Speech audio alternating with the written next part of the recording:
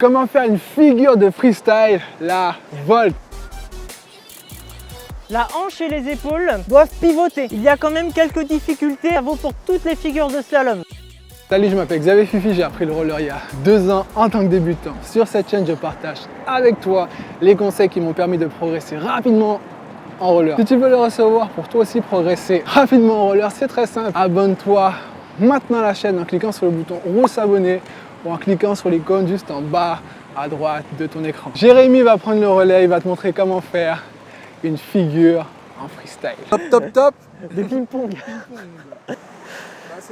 Salut à tous, je m'appelle Jérémy, j'ai 25 ans, ça fait 10 ans que je fais du roller et 3 ans que je fais du slalom. Je vais vous présenter une figure, elle s'appelle la volte. Alors c'est une des premières figures que j'ai maîtrisées et que j'ai commencé à trouver jolie. Quand on commence le slalom, souvent au début on fait des figures assez basiques et même presque trop basiques.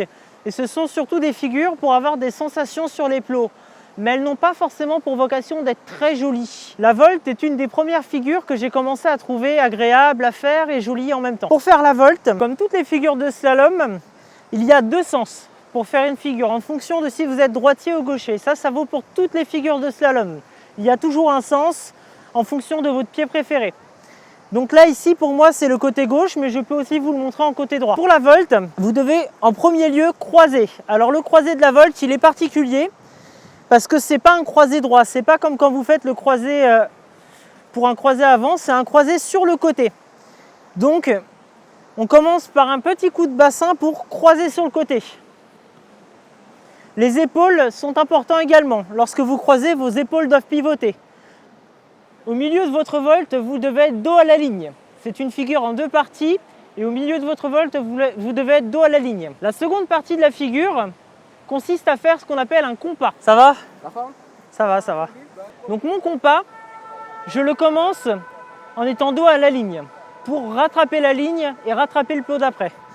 Exactement comme ceci. Donc je recommence, je suis dos à la ligne. Vous voyez que là, ici, ma jambe droite, donc la jambe qui est du côté du plot que je viens de passer, passe en pointe, où je mets ma pointe de roller, pour ensuite faire mon compas. Je fais mon croisé. Je me retrouve dos à la ligne. Et ensuite, tu peux enchaîner. C'est une figure qui se fait sur 2 plots. Premier plot, je croise, je suis dos, je fais une volte. Et je recommence sur toute la ligne. La volte est une figure également très sympa à placer dans un enchaînement. Je vais vous montrer une petite démonstration.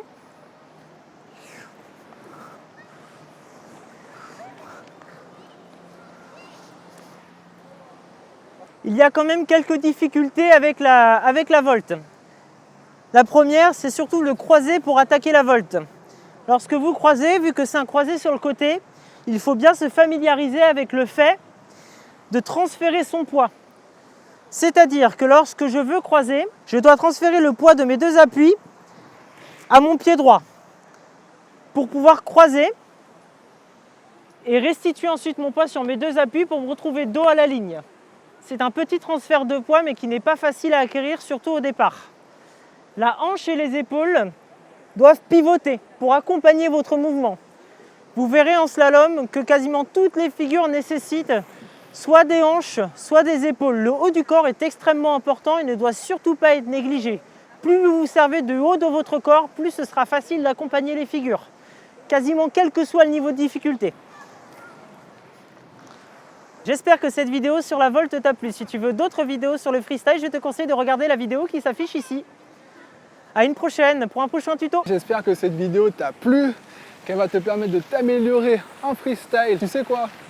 Si tu veux recevoir plus de conseils pour t'améliorer en freestyle et par incidence en freeskate, c'est très simple. Abonne-toi maintenant à la chaîne en cliquant sur le bouton rouge s'abonner. Je publie 2 vidéos par semaine dans le but que tu puisses progresser rapidement. Si tu as peur de te mettre au roller ou alors tu as des difficultés à en faire, je sais ce que c'est, je suis passé par là. J'ai un cadeau pour toi, mais juste avant, si tu as aimé cette vidéo, clique sur le bouton j'aime, partage-la à tes amis, laisse un commentaire et voilà le cadeau que j'ai pour toi. Si tu as peur de te mettre au roller parce que tu crains le regard des autres, je sais que c'est pas évident, dans cet atelier je vais te donner une astuce qui va te permettre de passer au-delà de cette peur. Ensuite, si tu penses que tu es trop âgé dans cet atelier, tu sauras très clairement si tu es trop âgé ou non pour t'y mettre. Et je sais que tu peux ne pas avoir de temps, peut-être à cause de ton travail ou à cause de ta vie de famille. Je vais te donner une astuce qui fonctionne à 100% pour te permettre de dégager du temps pour faire du roller. Maintenant, si tu as des difficultés à en faire, premièrement, je vais te dire comment choisir la paire de rollers faite pour toi et où l'acheter. Deuxièmement, je vais te montrer comment abaisser ton appréhension lorsque tu es sur des rollers. Je sais que c'est pas évident de gérer l'équilibre, tu as peut-être peur d'être déséquilibré, je sais ce que c'est. Je vais te donner une astuce très simple pour te permettre d'être détendu et relax sur tes rollers. Maintenant que tu es détendu et relax, troisièmement, je vais te montrer comment patiner.